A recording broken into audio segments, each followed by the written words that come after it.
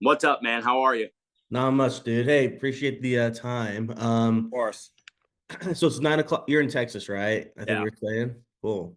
All right. Hey, yeah. So basically, there might be someone from my team, just kind of hopping on, hopefully, kind of like a fly on the wall. But really, this is like we were kind of talking about the playbook is for people that have really been giving to the industry. And I feel like there's a lot of people there on Facebook, on Instagram, on TikTok that are giving a lot to the door-to-door industry, Yeah. and they're not being highlighted and recognized enough. And so SalesRabbit, you know us, we know you, but like we've been in the space for like 13 years.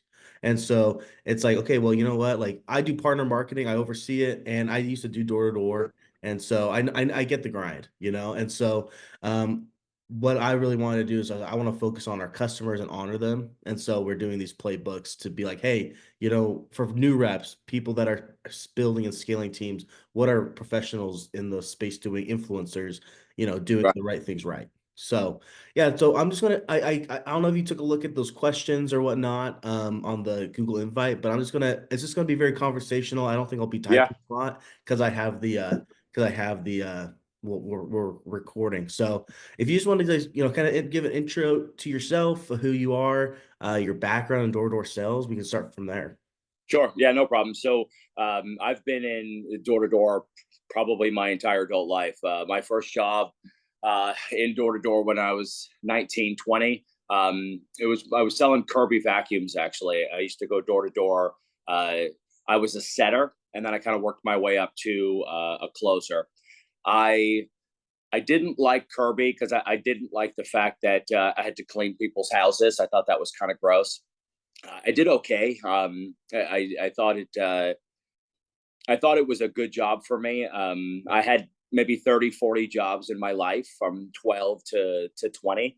And sales was it for me. I like the competition. I like the money. I like the team. I like the environment.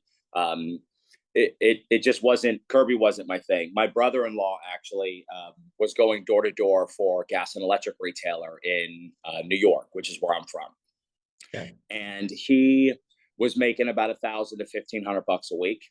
And that was decent money. So he recruited me, brought me in, and I started my door-to-door journey with a company called Just Energy in New York, central New York. At the time, Just Energy was the largest gas and electric retailer like in the country. They had the largest door-to-door sales force.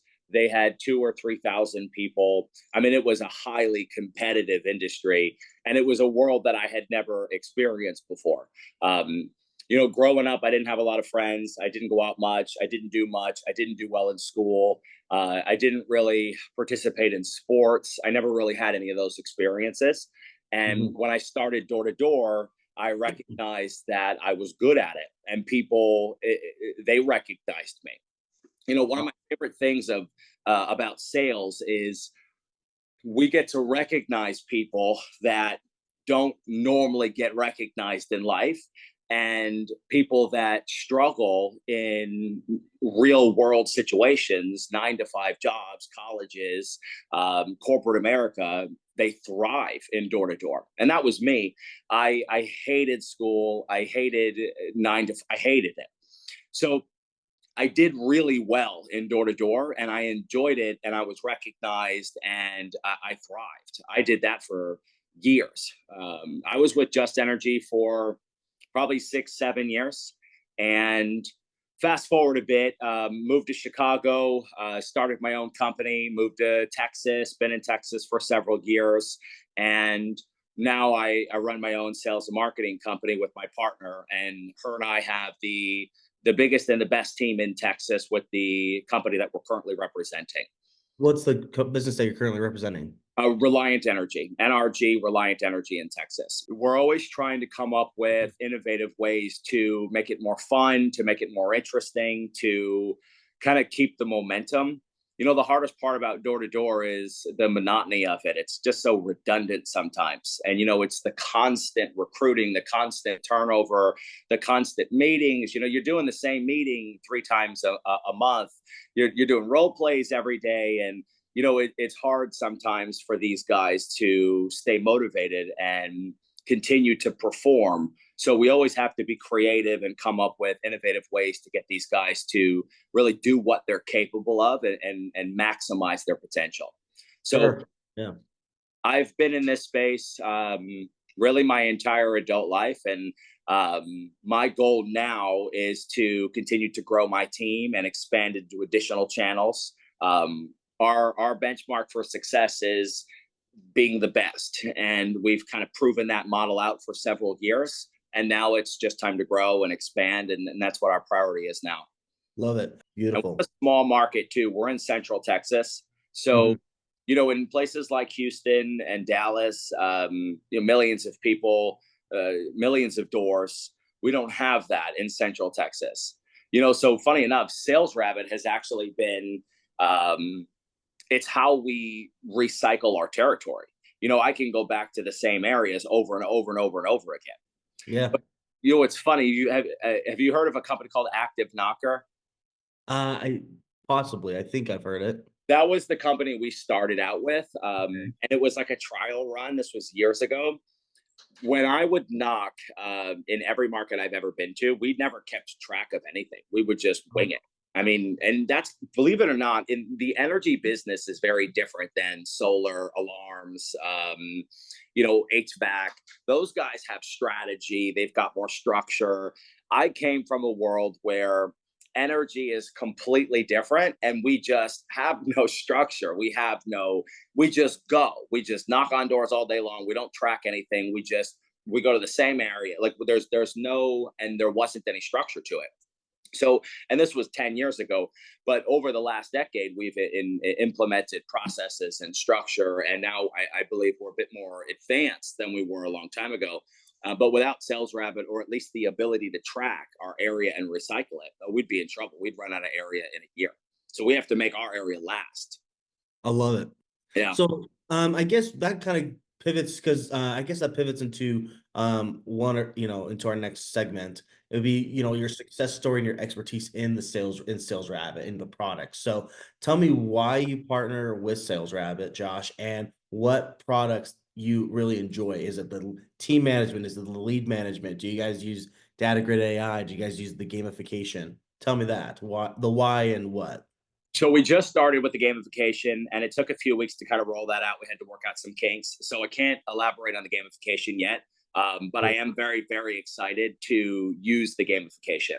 I think it's absolutely genius, and it speaks to being creative and innovative ways to excite and motivate and drive these sales guys. Because from my experience working with a large organization, again, I referenced New York, and when I was with these guys, Just Energy, $1 billion company, operated in multiple countries, 3,000 agents, multiple incentive trips per year, top tens. You were competing against thousands of agents, and in an office of 100 people, guys making 5, 10, 15,000 bucks a week. So to duplicate that is very difficult, right? Right now, I'm in my office, right? We've got 30 guys. We don't have 1,000 people. We don't have top tens competing, New York versus California versus Texas, versus Chicago.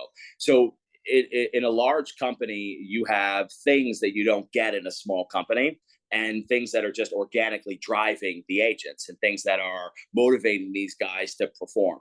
Well, as we grow and as we get bigger, we'll incorporate outside factors like that. We do trips once a year, we compete, we have incentives. But because we're a small company growing, we need things like SalesRabbit. We need things like the gamification of SalesRabbit to drive and incentivize and just kind of recreate that excitement for these guys. So originally, we partnered with SalesRabbit because Active Knocker wasn't capable of handling the data and the load that we needed. And funny enough, I think we use SalesRabbit very differently than what most of these teams do. So here's kind of how we use it. So I've got 30 guys. Let's just say I got 30 guys. All 30 of my guys share the same leads. We all have the same access. All of them can see each other in real time. We don't split them off in teams. So let's say I have 5 teams in my office with, whatever, 5 guys each. Sure. They don't just get their little bulk of leads. We all share the leads. So the reason we all share them is because we all kind of recycle our territory together. So my team leads and I will meet once a week, and we'll go over, okay, who's working what area. We'll plan it out almost to the street, and then sometimes we'll assign the territory. But I leave most of that to the actual team leads, the guys that are driving, the guys that are picking the area. Now, we also do it a little differently. We meet at our office, we plan our area. We're very structured, we're very organized. We've got our independent guys, but we've also got guys that are in the group setting. So we've Yeah. got kind of a combination of kind of all of it. But we find that with structure and with organization, obviously, our guys do better. And that's why we provide all the structure and all the support that we possibly can. So I'd say that part of why we needed to partner with SalesRabbit is because we didn't have enough area. Our old company wasn't working very well, and we needed to figure out a way to conserve area. We, I don't know the metrics, but we use SalesRabbit to break the ice.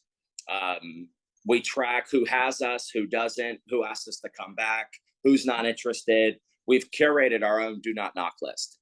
It's funny because in door to door, everybody gets a do not knock list, right? Like a do not call list. Nobody Yeah. uses that shit, literally.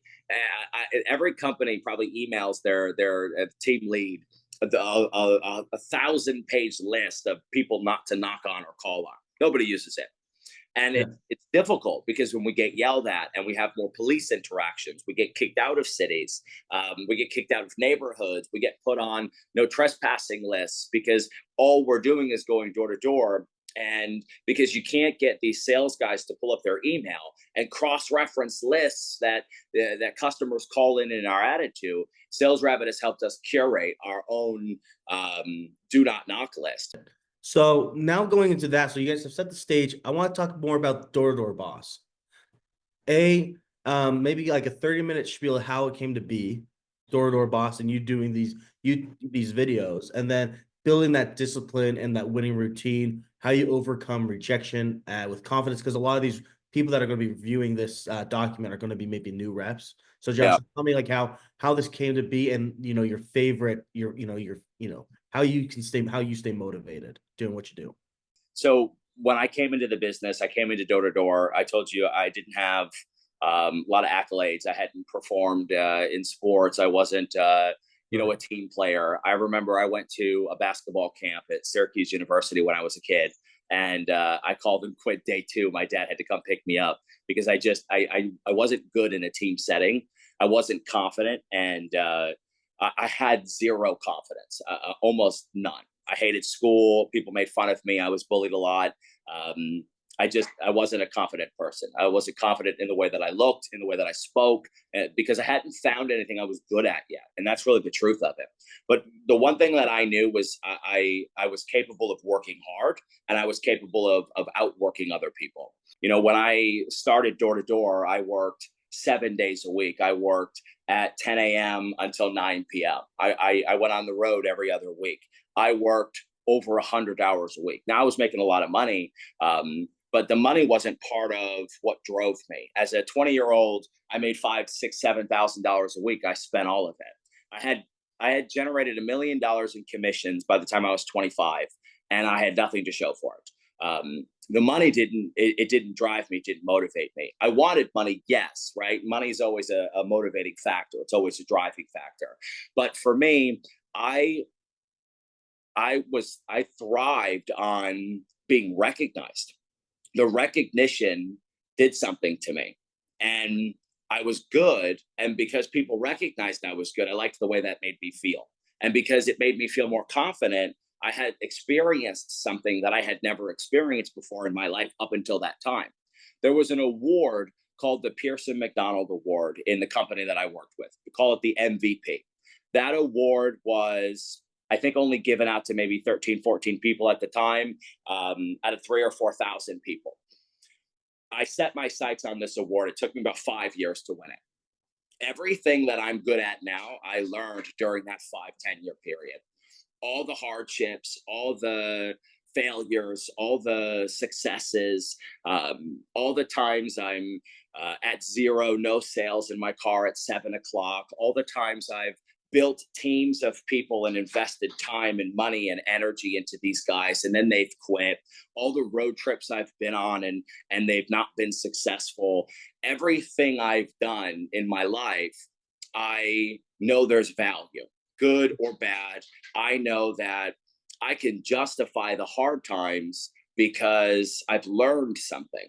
And it took me a very long time to recognize this, but I think I learned this in my process of trying to win this award.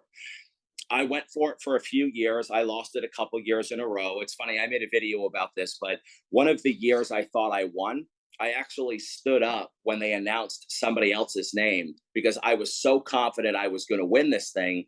They announced her name and I stood up thinking I won it.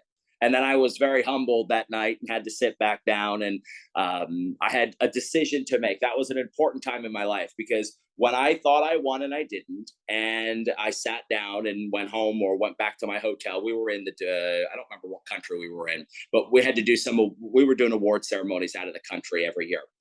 When I lost, I had a decision to make and I had to decide, what am I going to do? Am I going to quit and give up, or am I going to go for this again?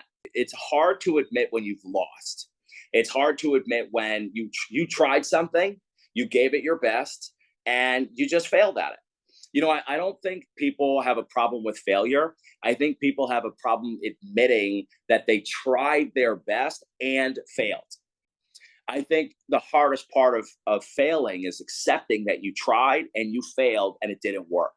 And that was a very important lesson for me. When I went for this award, I tried my absolute best. I failed and it didn't work.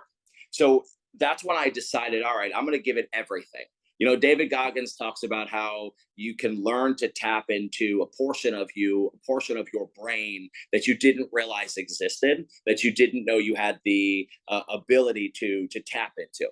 And, you know, I read his book a little while back, and, you know, that was something that I resonate with, because when we think we're at our best, we're not. We have a long way to go. When we think we've accomplished everything we're supposed to accomplish, we haven't. We have a long way to go. And what you learn on the journey of failing and getting back up and failing and getting back up, that will help you get to the levels that you don't even realize you're supposed to be at. So when I went for this award the third time in a row, I won it. And I invited my parents to this trip. It was in the Dominican Republic. This was in 2013. And my mom and my dad were there. That's how confident I was going to win this time. I said, Mom, Dad, you got to come. I think I'm going to win this time. And I ended up winning. And that award, the feeling of winning was over in 2 seconds. It was done for me. I don't care about the award. I didn't care about the accolades. I wanted to win it because I had lost it. I wanted to win it because I wanted to say that I won it. I don't get any, and this might be something some people can relate to, but I don't get any sense of satisfaction for the achievements I have. The houses, the cars, the money, the awards. I don't care about that shit. Yeah, I want it, obviously. It's nice when you have it, but I never feel a sense of, I did it. I have it. I made it. I've never felt that. And when I lost this award and then had to bust my ass for a year to win it, and then when I won it, the feeling of I did it, that came and gone in literally 2 seconds. My question always is, now what do I do? What do I do now? I won it, cool. I proved I'm not a loser. I proved I can do it. I proved that I can overcome rejection. What do I do now? And I'm always testing myself. I'm always challenging myself. You know, this may be good. It may be bad. This could be healthy. This could be a bad way to go about life. I don't know. But I am never satisfied with what I have, not in a way where it's to my detriment, but in a way where it drives me. Guys become so complacent in the sales industry. They go out and they perform. They have a good week. And they're like, yep, I made it. I'm great. I'm the best. And they live on that high. And because they live on that high, they become complacent. The hardest part about getting to first place is staying there and defending that position. It means nothing to me if you're first for a day or first for a week. My old boss used to tell me that you're only as good as your performance the day before. This guy was my mentor, my old company, worked with him for 5, 6, probably 7 years. And I learned really everything about the business and sales, and just the mentality shift that salespeople are required to have to become successful. And rejection, that was easy for me. I've been rejected my whole life. I had Sure. no issue getting over rejection because I knew that the more no's I got, the closer I came to my yeses. What's funny is the rejection I deal with today, currently, in my Instagram comments. That's worse than any rejection I've ever had to deal with my customers. It's insane what these people say, and the bullshit, the lies, it's wild to me. But when I read these comments, so when I first started posting, so I'll get into the videos. Yeah, So please. Yeah. yeah, yeah. So a long time ago, about 4 or 5 years ago, I started posting a little bit, and then it kind of died off because I wasn't able to give it 100%. This was some years ago, and I just started back up about a year ago. And I thought, all right, I'm gonna start. I'm gonna get famous, not because I want to be famous, not because I want to be an influencer. And you can ask any of my guys, and they'll tell you I said this a year ago. I said, hey guys, I'm gonna get famous. I'll be famous in about a year or two. So pay attention, right? There are videos all over YouTube, Instagram, TikTok, solar, alarms, pest control. There's no videos on energy, Yeah. electricity, door-to-door deregulation. So I thought, ooh, this is perfect. This is all I know. I have no idea how to pitch solar. I don't know how to pitch alarms. Now, that's not my field. If I learned it, I'm sure I could be good at it, but I have no idea how any of that stuff works. I am an industry expert in this industry only: door-to-door sales, customer face-to-face interactions, energy, gas and electric deregulation. So my aim, my goal, posting these videos every day, is for my guys. I want them to have access to these videos in real time. I want them to see in the field exactly what I go through. Yeah. Post real interactions with me and the customer. None of them are staged. All the meetings when I'm in an office setting are of me and my team speaking to my team. And they're all there every day. I see the same guys every day. And they all love the comments. They defend me in the comments. I Yeah. work across the street from these guys occasionally. I train some of our up and coming reps occasionally. But I've recently taken a step back to delegate, to help build the back end, so my team, my managers can start to build and develop their teams and their businesses, more or less. So these videos are helping legitimize gas and electric door to door, and it's also helping my reps in the field and all reps that need help with actual gas and electric just across the country. And it's been fun, and the comment, the rejection I deal with, all the negativity, that just means I'm heading in the right direction. The more hate you get, the more in the dirt you are, the more you're able to recognize that you're on the right path. You're doing a good job. I like it. Love it. Quick question for you, Josh. Do you have a hard stop at the end of the hour? No, you're good. All right, cool. Love the stories. So we do have a couple other items we want to hit on. First, let's do mastering the tool. Do you have a specific product within SalesRabbit that you are a big advocate of, a big fan of? Is it going to be like because I know you said that everyone uses the same account essentially Well, they to all have look at their own accounts, but we all share the same leads. they're the same leads, Yeah. right? Is it so for your team, is it going to be tracking your team? Like we have the team tracker, right? We have the lead management. So what for you is it like, okay, like SalesRabbit gives me the most value So for you? the tracking the amount of doors that they knock and being able to, yes, the location tracker is huge. That helps us. It's just an accountability factor. Plus, That's when right. we get lost, that's incredible because a lot of our guys start and they've got no phones. They got nothing. But being able to track the statistics of, okay, agent one knocked 100 doors. Of the 100 doors that they knocked, they dispositioned 40 leads. Of those 40 people that answered the door, XYZ. So being able to track those analytics is huge for us, because then we can coach to the actual data versus the emotions of sales. And I always separated okay, is your problem an emotional problem, or is your problem a data problem? Are you mad because your customer told you to F off? Or did you not get any sales today because you only knocked 40 doors, but you should have knocked 80 or 100? So I like to train on either end, but it's funny enough, it's normally a data problem. Guys they don't perform because they didn't work, and that's the truth of it. And the easiest way to fix your problem is by going to work and knocking X amount of doors. And that's what one of my favorite aspects of SalesRabbit is being able to track the analytics and get real specific with it. As far as keeping, real-time coaching, you said that, because we've seen on your page that you're posting quite a bit, right? Yeah. Your tour pages probably multiple times a day, I would say. Yeah, I try to post 3 to 5 times a day. That's great. I think that's more than, most can even handle in a week, right? Yeah. As far as that real-time coaching and feedback with using SalesRabbit and for your reps, what value have you seen for your team to be able to say, oh, hey, wow, Josh is able to do this on his door approaches? Have you been able to see that real-time increase as you've been posting? Oh, absolutely. So my guys, almost all of my guys, well, I'd say with the exception of the last probably couple of months, we've added a lot of new guys recently. My core guys, they've knocked with me. They've seen me knocking in person. They followed me. They have shadowed me in the field. And I've worked with my guys for years. All of my guys know how I approach the door, how I approach the customer, how I pitch, how I sell. They've seen all of that. So as we grow, my new guys won't see that. And they won't get to see me in the field as consistently as my old guys did.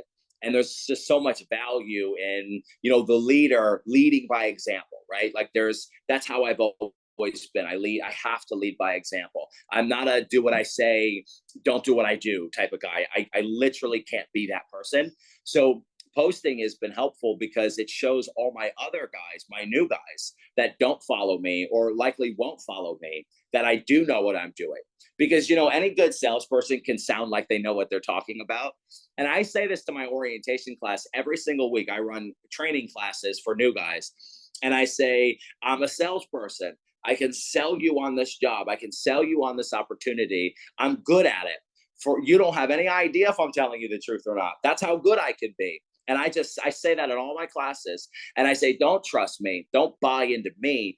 Tomorrow, when you meet the rest of my team, ask them, talk to them, because everything I say, as good as it sounds, they'll back me up.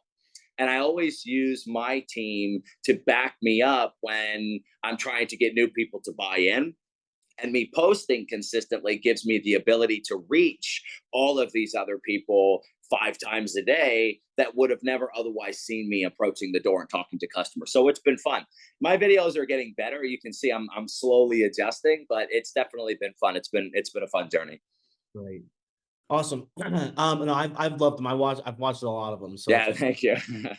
so with door, so I want to get some top tips from Door Boss for using SalesRabbit. So I'm going to ask you 4 questions. I'll give you the 4 questions real quick so you can kind of think of them. The first one is how to approach doors with confidence, the perfect pitch structure for high conversion, the following up like a pro without being pushy, and how to close deals faster using SalesRabbit's tools.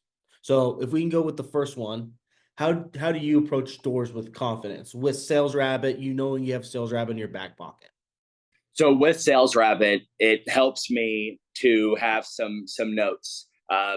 Literally just made a video about this, so it's perfect timing. Okay, so let's say I have in the notes, one of my lead pins is check back another day. And that means that the customer, if they're not interested right now, to check back in the future. So my guys are trained in the notes to put, okay, let's say the guy's name is Jim. Let's say he has a company called TXU, and let's say his plan is expiring in July. Right? For energy, plans expire, customers have to renew, and they can switch or they can renew with their company. But typically when a plan expires, it expires in the summer. The price per kilowatt is higher. So that's kind of an opportunity for us to jump in and switch it over. So if I approach that door, I knock on the door, I'm looking at my notes. Everybody says, well, what are you looking at? What are you reading at? Why aren't you staring at the door? Well, what I'm looking at is SalesRabbit. That's what I'm always busy doing. When I knock on the door, I'm busy looking at SalesRabbit. So when they open the door, the first thing I'll say is, hey, what's up, man? Are you Jim? And if I can confirm that that's the customer, now confidence goes up. Also, credibility goes up because now Jim is thinking, well, how does he know my name? That's when I'll introduce myself. Hey, what's up, Jim? I work with Reliant. Did you talk to our guy a couple months ago? Let's say in the notes it said we were there in January. You know, you talked to one of my reps, Aaron, in January, and in the notes it says you have TXU and your plan is expiring in July. That's why I'm here. Now I'm establishing purpose.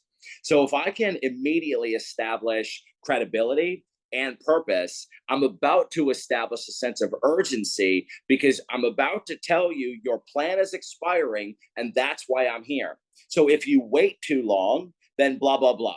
So SalesRabbit gives us the ability to approach the customer with confidence because the more information we have, the more credible we sound. The more credible we sound, the more confidence we have. So for us, it's a no-brainer. Love it. And then so second question. So the perfect pitch structure for high conversions. How do you like to structure? Everyone has a different pitch, right? But for you with energy in your guys' neck of the woods, an area of influence, well, how do you like to structure your pitches? So we have two pitches. We have a SalesRabbit pitch. We have a default pitch. The Okay. SalesRabbit pitch is the pitch where we use the information that we have. And if we have information, we'll use it just like my previous example. My default pitch is it's my standard. So we don't have setters. We don't need typically to set appointments. Our sale is real time. It takes 10 minutes, 15 minutes. If we do need to come back, we try to set those appointments ourselves. We don't have like a setter closer model. So all our guys, they get their own deals, they close their own deals, they sign their own deals.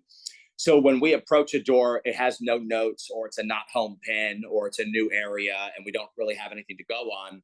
Our first objective is to get the electricity bill.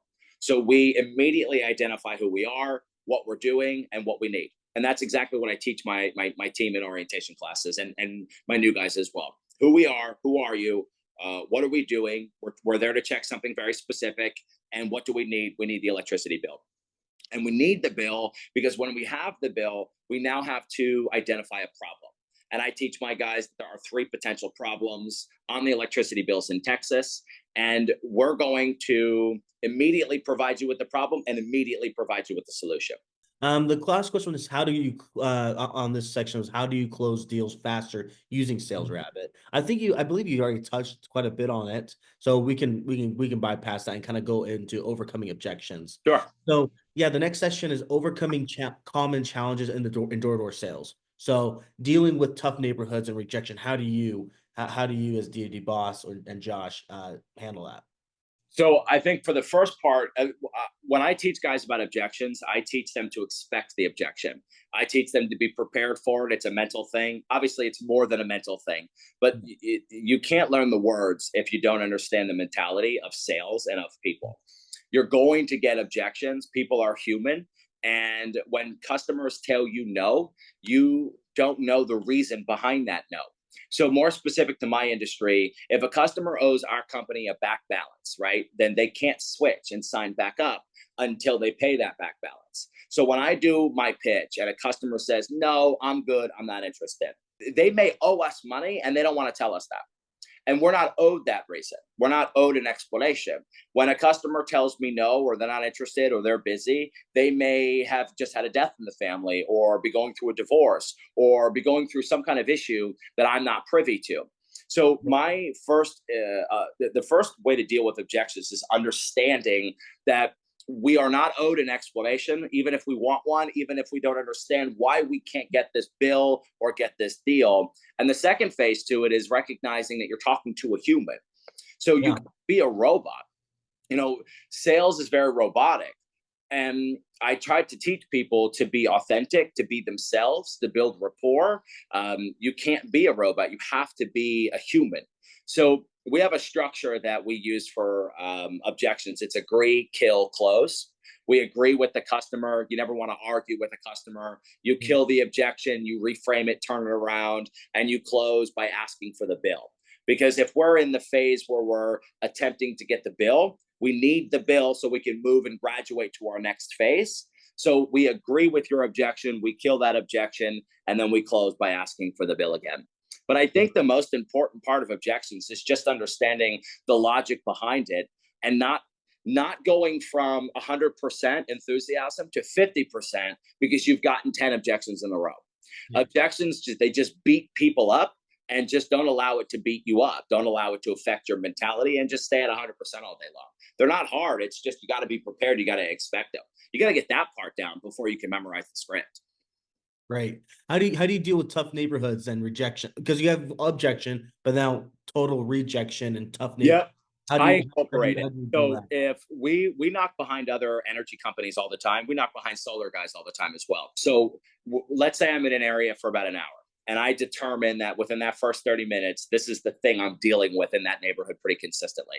Let's say I'm working behind a door-to-door guy for another electric company, call them TXU. Customer opens the door. I'm sick and tired of you guys coming by. Somebody was just here 2 days ago. Don't come back, slam. Let's say that happens to me a few times in a row. Now, when they're opening the door, I'm going to say, hold on, before you shut the door, did you talk to our guy 2 weeks ago? I'm going to start out that conversation very differently. Normally, when you open the door, I'm going to say, hi, I work for X, blah, blah, blah. I'll get right into it. That's my normal.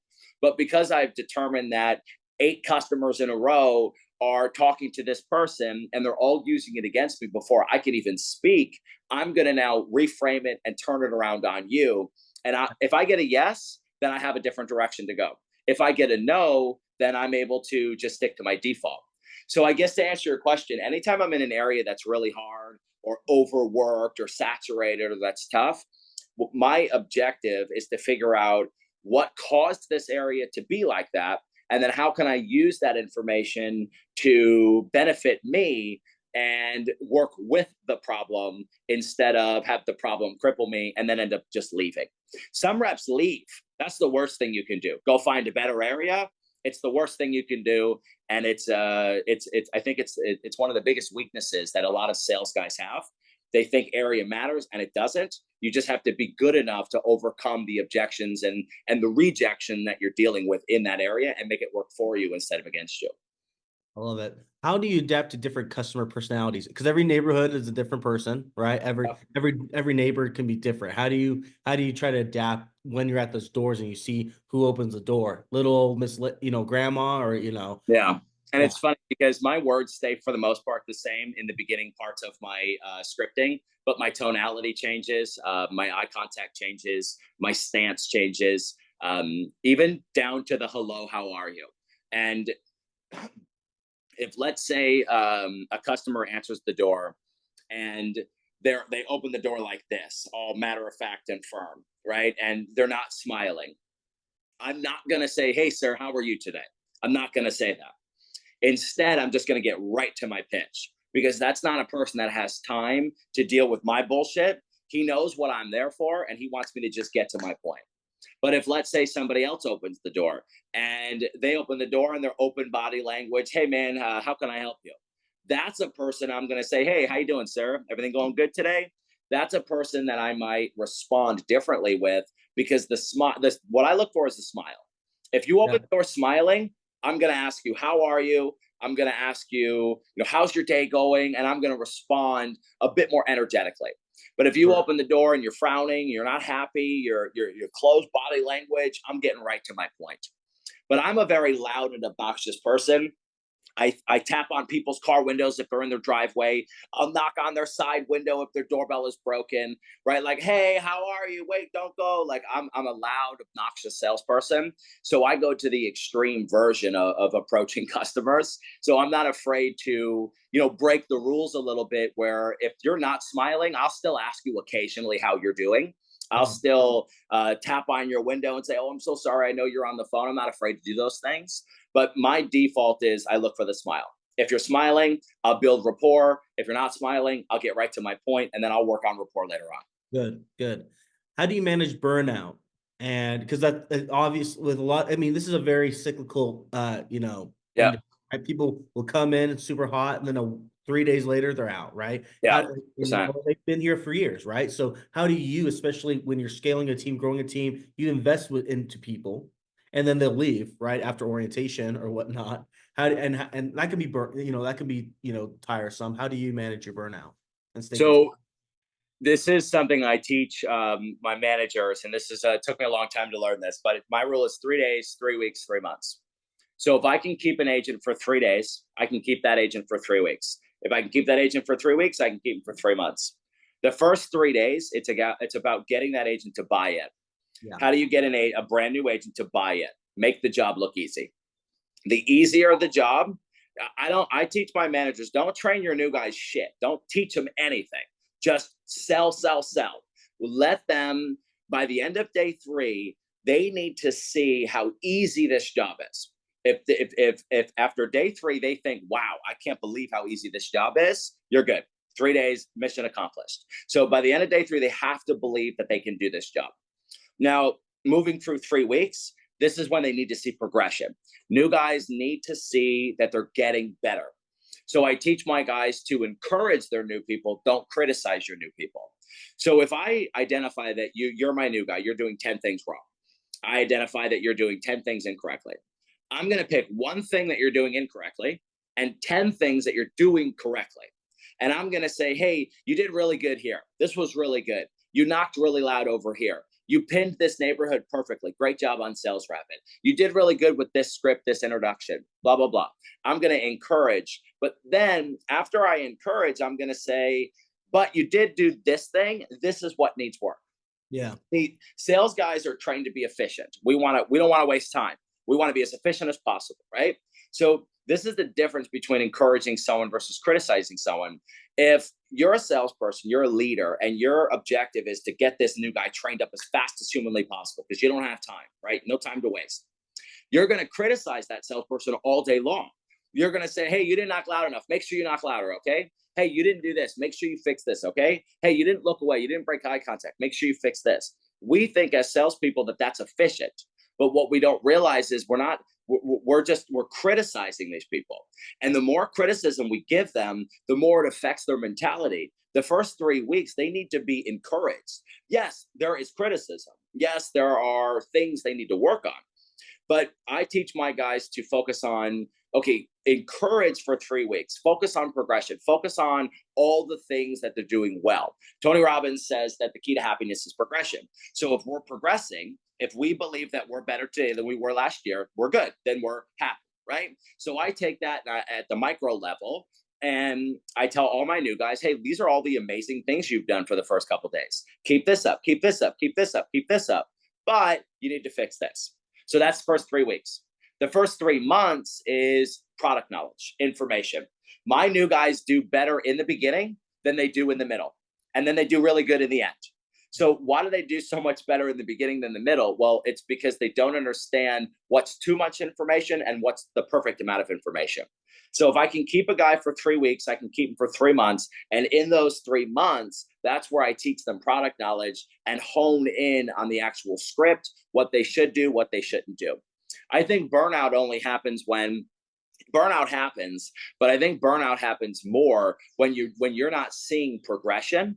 And if you are working towards something, you have a goal, you have a target, and you feel like you're getting better every day, I think we can prevent burnout.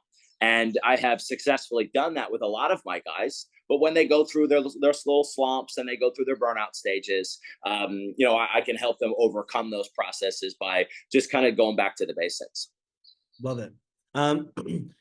Now let's pivot to, I think we got a lot of great content, so I appreciate you.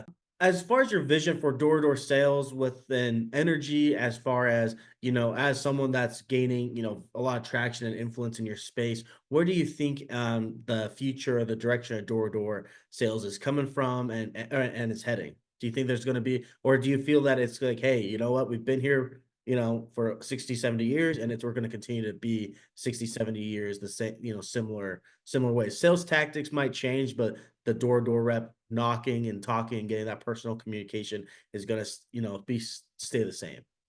I think door-to-door is going to be here for a long time. I think it'll get more advanced in a way where, yes, it'll still be the customer human interaction, but it may be a bit fancier in the future, more information, more data. It may be more refined. Right now, door to door is still, in a lot of ways, kind of the wild, wild west. I think there's a lot of untapped market that can carry us in any industry for decades. New products, new innovations. You'll always need roofs. You'll always need solar or whatever variation of solar as that starts to innovate in the next 10 to 20 years. You'll always need electric. You'll always need gas. So as long as we're selling commodities, we're selling a product that there's a demand for. Door to door, I believe, will always be one channel that it can be purchased from. As long as it's a product that people need, I believe that door to door will be a channel that people can buy it from. Love it. Okay, and so what's do you have a challenge that you have for sales reps? That in closing, we'll have a call to action and stuff like that. But what's your challenge to sales reps in the industry? As it, what's like a statement that you have Is it track everything, improve daily, or what's your challenge that you give to people when you talk to them about the door to door? We do a road trip every 6 weeks. And the road trip, so I go all year round. My guys, we knock all year. We don't do the blitzes. We go all year. And I know some guys do and some guys don't. But a lot of sales guys, they'll work like 3 hours a day, or they'll work like 4 hours, or they'll work 3 or 4 days a week. And, I wonder if most sales guys know what they're actually capable of if they were to work all day, 12 hours for 7 days. What does that look like? You won't know what you're capable of until you max out and really go all in for at least a week. We went on a 60-day road trip in Lubbock, Texas, deregulated in January 2024. And my team and I were chosen to go first because we have good quality sales. We had one office of the year, blah, blah, blah. So my guys went first. We had, I was there for 50 days. I wrote 700 deals in 50 days. Wow. More than most people do in 3 years. I worked 12 hours a day. I worked 7 days a week for 50 days in a row because that was the best opportunity in door-to-door electric that we have ever seen. And anybody that will ever watch this will know that when you open up a brand new market, you don't have 20 minutes to waste. We were knocking at 8 a.m. and we would knock till 9 p.m. And we did that 7 days a week, and we did that for 50 days. And that was the very first time I was able to see what myself and my team was capable of when we went 190% for 2 months in a row. So my challenge to sales guys would be, if you've never maxed out, not for a day, like actually maxed out, work as many hours for the day as you can, work a minimum of 7 days for that week, work all week long, and see what your absolute max is. And when you max out and you set that new standard, you set that new threshold, all of a sudden your little baby numbers that you've been doing before aren't going to look so good, because now you can see what you're actually capable of. You don't know what to strive for if you don't know what your max is. So I always encourage my guys, and we do this on road trips once every 6 weeks, to max out. I'll encourage sales guys. My challenge to them would be to max out for a week and see what their best is. I love it. How can people connect with you, Josh? How can they find you for either coaching or resources? We'll attach your all your social handles. What's the best way to reach out to you and connect with you? So right now on Instagram is probably the best. It's door to door boss, D2D boss, Instagram, on TikTok. I just started some YouTube videos, Facebook as well, Joshua Dean. It's fun. I've got my LinkedIn account as well. So Instagram's the best way to do it. Right. I am in the process of doing a lot of things right now. We've got big moves coming with our company. We're expanding, we're growing. It keeps me as busy as I can possibly be. And I still try to find time to record, upload 3 to 5 videos. I do all of it. I don't have an editor. Nobody follows me with a camera. Yeah, I do everything. Every video I upload, I cut, I do it all. So at some point I'll have an editor. At some point I'll have, whatever. We'll work our way to that process. But in the short term, I don't need an editor. So I'm doing everything. So yeah, right now, Instagram's the best way to follow, reach out. I post more on Instagram than I do anywhere else. Right. How did Door to Door Boss the name It come? just came to me. I thought, you know what's funny is there's a guy. Shout out to Ali Zamani. I used to work with Ali at Just Energy. He was in the door to door space, and I mean he was just incredible. Learned a lot from him. His name was D2D King, and I Okay. was pissed because I wanted to be D2D King. So I said, all right, well, what's an alternative? So I came up with D2D Boss. But that's actually why it was D2D Boss, because D2D King was already taken. And it Okay. was taken by Ali Zamani. I don't even know if he still has it, but he did at the time, and that's why I couldn't use it. All right, nice. Awesome. Hey, well, thanks so much for the time. So, Josh, so here's kind of how next steps work.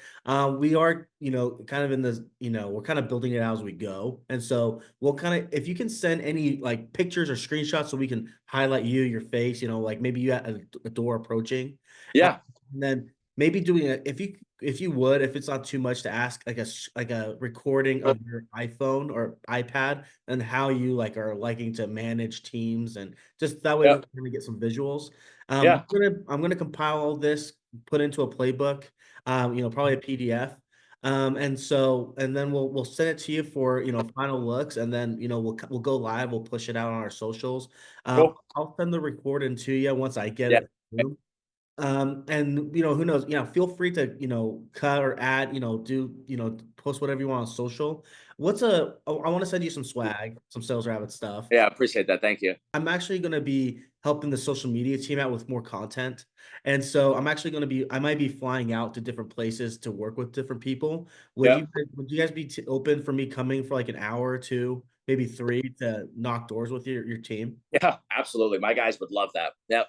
Well, Yep. yeah. And then like, we'll bring in some swag for all of them and jazz like that. Yep. Absolutely. That'd be very cool. Yep. My friend Josh, dude, super grateful for this time, Of and course. Yeah. Thank you. we'll keep in touch. I'm hoping 2-ish weeks we'll have it all prettied up and send out to you. But let's Okay. keep in touch, all right, brother? Awesome. Thanks, man. I appreciate everything. Thank you again. Have a good one. All right, man. You too. Bye.